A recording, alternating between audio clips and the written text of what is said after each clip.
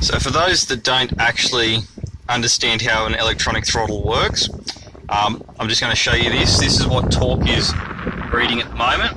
So I've got no feet on any pedals, and I'm reading 14.9% throttle. But if I put my foot flat to the floor, that is flat to the floor, like right against the firewall, 82.7%. Now, we've got these power and eco buttons, which I assumed would mean you had less throttle when you use the power and eco buttons. So I push eco, back to the 14.5, foot flat to the floor, 82.7. Okay, well maybe the power button gives us more.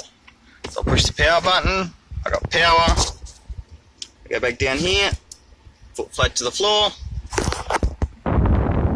82.7. So realistically, this is why people fit things like a HIKEIt, so that they can get to that 100% throttle. Because 82.7 won't help you all the time. If you want to go full bore, that's why, because an electronic throttle is not like a cable throttle.